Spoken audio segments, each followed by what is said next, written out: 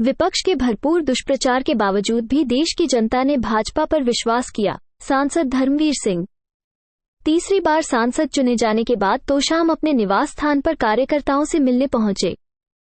भिवानी महेंद्रगढ़ लोकसभा क्षेत्र में औद्योगिक विकास करवाना और क्षेत्र को कनेक्टिविटी के माध्यम से विकसित करना तथा रोजगार के साधन सृजन करना उनका लक्ष्य रहेगा।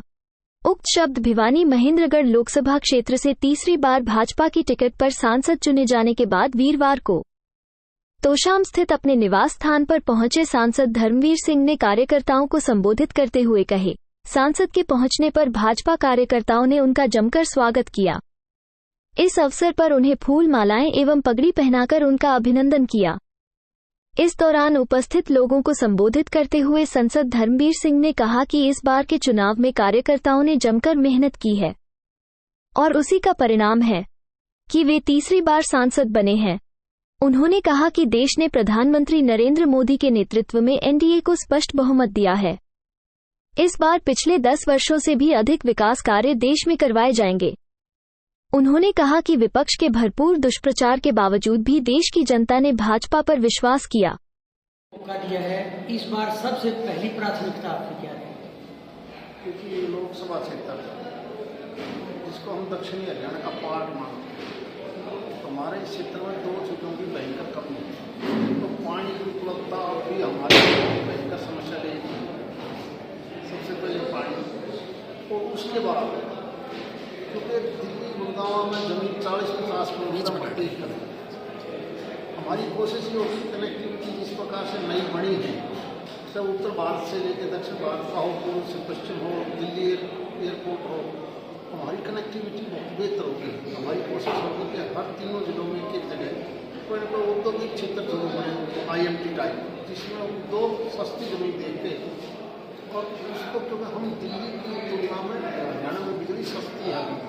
इंडस्ट्री की जो का रेट हो दिल्ली में हमारे से 1.5 गुना ज़्यादा है। किसी प्रकार से ऐसा माहौल तैयार हो और उसको चाहिए कनेक्टिविटी रेल की सड़क, ज़मीन सस्ती चाहिए, लेबर चाहिए, वो हमारे पास है।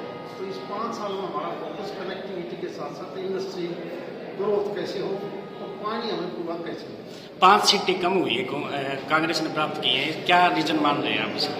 अभी कांग्रेस की जड़ मेजोरिटी और अच्छी मेजोरिटी के बाद एक समय ऐसा भी आया कि कांग्रेस की 2 योजनाओं से 48-50 से ज़्यादा सीटें नहीं आई। कभी बीजेपी की मात्र 2 सीट थी, वो आज पूर्ण सरकार बनते तीसरा टाइम आई। ये देश की जनता है, जनता बहुत सोच समझ के है। मैं ये मान के चलता हूँ, जनता हमारे लिए भगवान है। जनता का फैसला हो सिर्फ। आपने नतीजों से पहले ही घोषित कर दिया था कि आप 49,000 के करीबन जीतेंगे, कि क्या अनुमान लगा रहे थे आप? कैसा अनुमान लगा? मैंने 3 + 10 13 चुनाव लड़े और ये 14वां चुनाव और पहला चुनाव 83 में एक राजनीति में चुनाव लड़े हैं। क्या ये हमें नहीं पता चलता कि किस क्षेत्र में, किस गांव में क्या माहौल है? उसी का नतीजा तो मैंने कह दिया था कि 49,000 के आसपास हमें ज़्यादा नहीं करना। इतना बड़ा अनुभव है आपका।